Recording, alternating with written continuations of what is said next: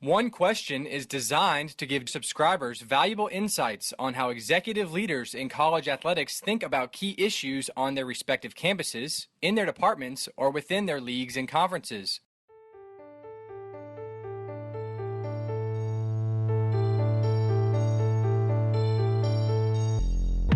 Greetings, this is Ty Brown and welcome to One Question, where we highlight executive leaders in college athletics. Our guest today is Dr. Christy Glass. Christy is a professor of sociology in the Department of Sociology, Social Work, and Anthropology at Utah State University. Greetings, Christy. Thanks for joining us. Thank you, Ty, for having me. Now, Christy, you've been there at Utah State since 2005, and you've done a number of research projects, and actually some of them involve sport and involve corporate in terms of diversity, inclusion, gender, and racial issues that we see in our society. One of the projects you've done is about the glass cliff.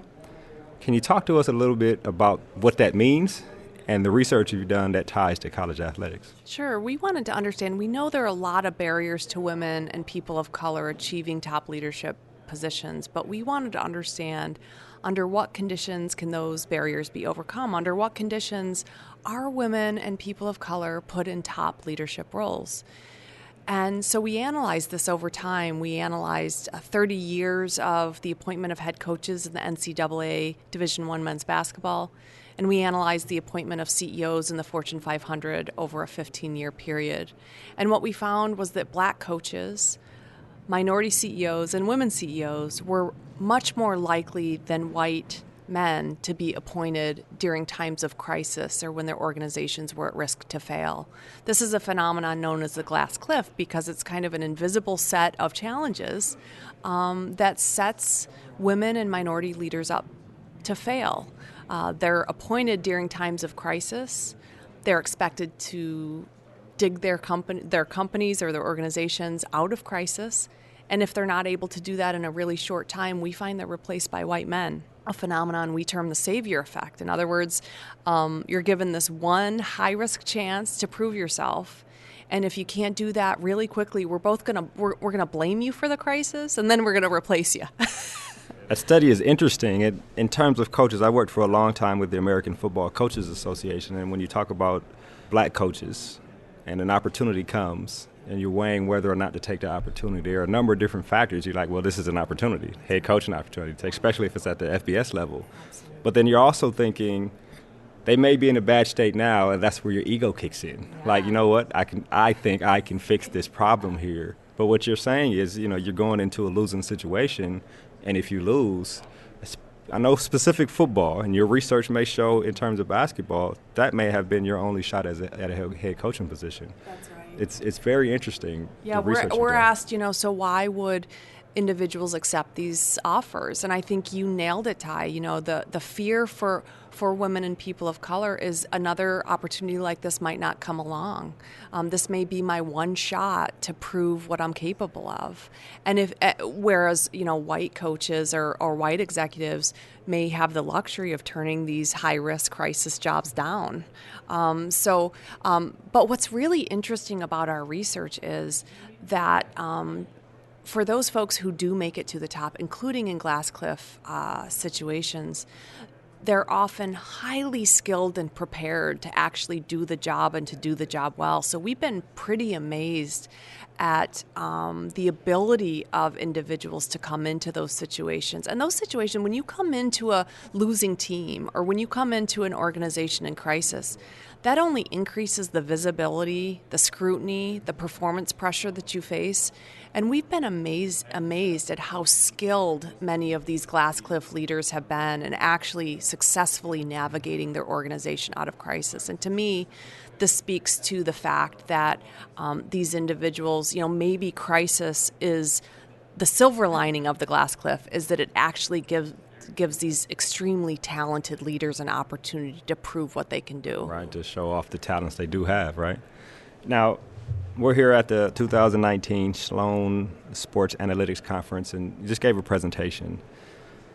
In your presentation, you talked about how leaders can emphasize inclusion, right? Emphasize diversity and emphasize inclusion when putting together their staff or when hiring or when developing a culture for the organization.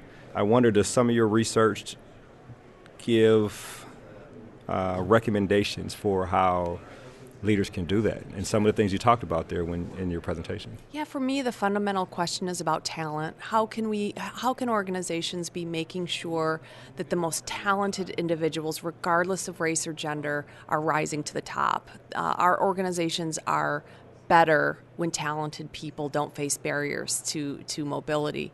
So I'm really concerned about what organizations can do to actually increase opportunity for really talented leaders who are women and people of color.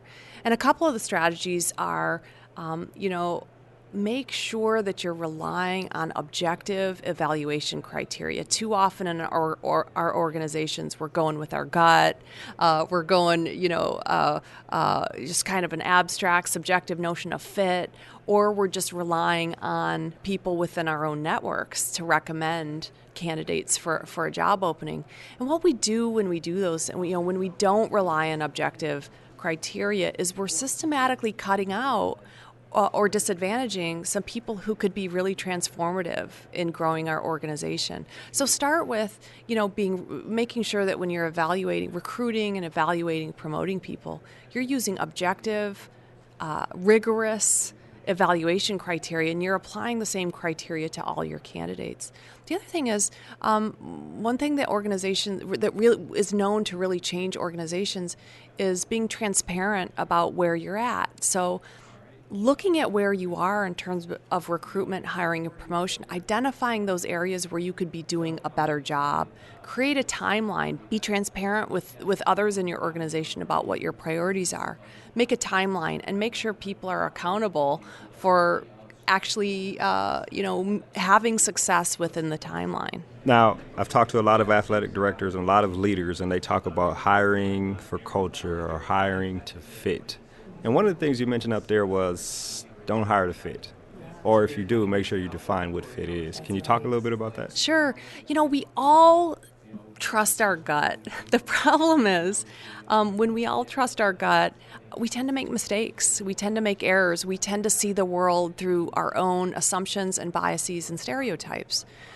So the more we can create evaluation practices that rid us of that. And fit is one of these really tricky things where I hear it all the time in hiring committees and all the time in organizations. But what you mean by fit may not be what I mean by fit. And what none of us may agree on what we actually mean by fit, but we're all using the term fit to mean something. So I think organizations are strengthened when we actually have to define what we mean by fit. And when we have those conversations, we start to identify those skills, those experiences, those abilities that really matter for strengthening our organizations. And if we can have those conversations and actually start to systematically identify what those criteria are that make somebody a fit to be successful in our organization, then we can hold every candidate up to that set of criteria. Then that criteria becomes measurable, becomes objective, becomes something that we've all agreed upon, as opposed to kind of a fuzzy, a nebulous term. Exactly. So I wonder the term fit. Recently, over at Athletic Director, we published an article by Jen Cohen, who's the athletic director at University of Washington, and she talks about hiring for culture, right? Mm-hmm. So I'd imagine that in terms of knowing what fit is, if your culture is defined, then the fit is someone who fits into this culture. That's right. Yeah, we all know culture really matters. Whether this is a good cultural fit for you or not can be the difference between somebody who's successful and somebody who's not successful. None of us want to hire somebody who actually disrupts the organization in a way that's not productive. So when we talk about culture, what I mean by culture may not be what you mean by culture, but if we have the conversation about what that actually means, two things can happen. Number one, we can create more solidarity within the organization by having conversations about what aspects of culture really matter to us and what aspects of culture we believe make our organization stronger. That can only lead to increased engagement and solidarity within the organization, but it also provides us this really important tool with which we can evaluate candidates for whether they're going to contribute productively to the organization or not. For the sake of terminology, are we talking about the same thing when we say the person didn't fit or this person wouldn't work well in our culture? Are we using the same definitions for those two terms? Well, if you and I sit down and agree about what culture means and how to measure it, then we can have a rubric and we can look at the same candidates, and we're probably going to rank the candidates the same because we're using the same evaluation criteria for the candidate. If, on the other hand, we haven't had the conversation, we haven't kind of enumerated what we mean by culture, and I meet with a candidate and you meet with a candidate, she may seem like a great fit for me and a poor fit for you, and then we're nowhere. Okay, so it does translate, right? Yeah, I think so. Culture and fit, it all translates. The key is make sure you understand how you're defined. Everybody needs to know how you're defined. Right. On the committee, on the whoever's doing the hiring, whoever's doing the evaluation and the filtering needs to understand what is the culture here so that it's not a nebulous term. Yeah, and it boils down to what are those skills, experiences, credentials, characteristics that we have decided in advance of evaluating candidates that we believe are going to meet the needs of our organization. Circling back to the coaches, how should they? Well, I don't know if your research tells you this, but if somebody calls me about a job, coach, athletic director, how do I evaluate? I mean, if I look at it and say, they haven't won in a long time, they don't give any money, it's not supporting recruiting, I have to have 9 coaches instead of the full 10 or something along those lines. Like, how should they evaluate whether or not they should take it if this may be the only opportunity they get? Well, I could speak to that a little. I've spent several years interviewing folks who've made it to the top under these kind of glass cliff situations, and I've talked to them, both CEOs of color and women, about how they understood that crisis moment, how they understood that job opportunity. And one of the things I've heard is really interesting. I've heard from minority executives and women executives that from the very start of their career they were highly visible, but often they were highly visible for the wrong reasons. They were highly visible because they were different from the majority, and that they experienced a lot of scrutiny and a lot of hypervisibility and a lot of pressure because they stood out because of their race and gender. And so they decided early on in their career that they were actually going to pursue high-risk opportunities as a way to establish their leadership credibility. So what they told me is very early on, they decided they were going to keep going after these high-risk, high-reward opportunities so that by the time they get the job offer, they're ready. They've led through crisis before. They've taken on high-risk leadership roles before. They have the skill set that's going to allow them to navigate that organization or that team through the dark, so to speak. The problem with that strategy is it's really high risk. So if you're appointed to the head coach of a losing team and you're the first black coach that team's ever had, you're under the spotlight. Everybody's watching you, and everybody's going to watch you to see what you can do. And there are many aspects of leading a team that are out of your control. And so in a short period of time, if you're not able to turn that team around, it's not just, that was a bad team, it didn't work out. It's that black coach may not have what it takes to be successful. I don't know if that person fits here. Yeah. And the risk is not just that you might lose this job, the risk is that might derail your career over the long term. Interesting insight. I have one final question here, and it ties to something you said in your presentation. If I am not in a leadership role, but I want to engage my supervisor or the people who are in leadership roles about can we bring some more people here in this office that look a little different than everybody else? you talked about engaging management. Talk about that a little bit. And for people who may be listening who, aren't in a leadership role, but may not have influence, but they can possibly do something about it. And what is that engaging management thing? Absolutely. So there was a session yesterday, and they were talking about how conservative managers can be in protecting the status quo and keeping doing things because they've done it this way forever, and middle managers can actually be some of the most conservative, hard to change pieces of the organization. And I think the way to engage managers is to convince them of the costs of not being serious about inclusion. The benefits, by now we have so much evidence that diversity and inclusion transforms organizations in ways that strengthen the organization. Organizations that have diverse leaders have stronger relationships with their communities, are more innovative, are more creative, have more diverse ties to suppliers and other organizations, are more equitable for all workers, are more sustainable, are more socially responsible. So the evidence of the benefits of this are so huge, which means that the costs of not getting serious about diversity and equity are also huge.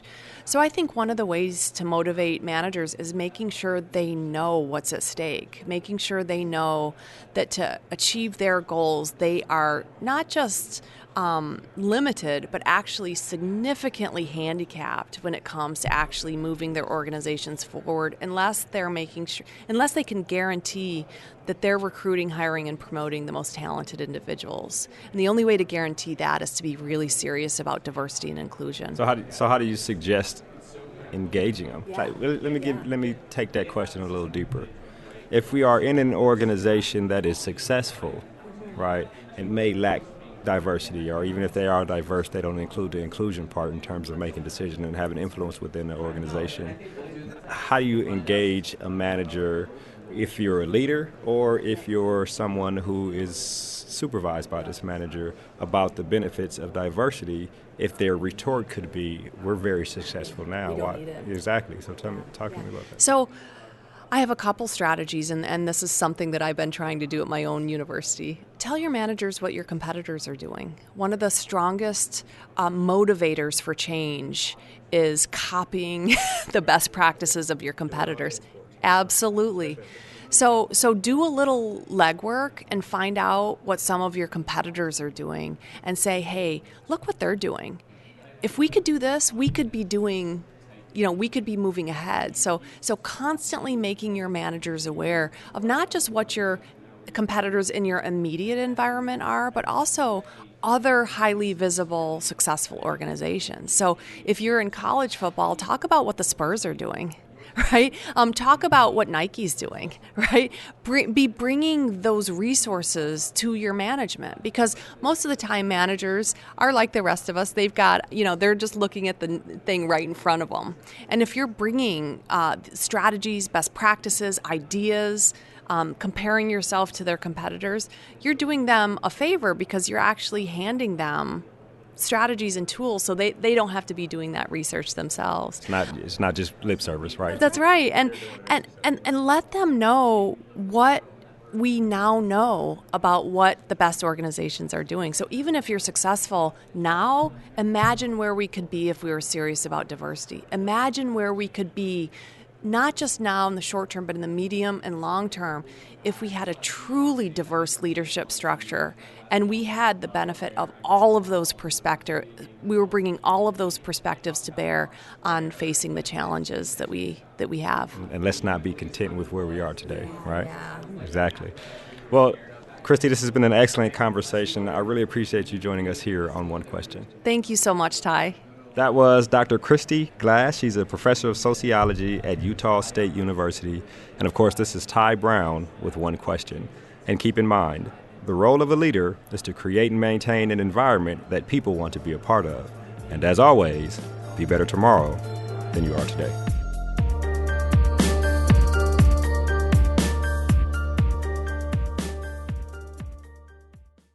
This episode of One Question is produced by Spades Media Group, solving problems using creative leadership.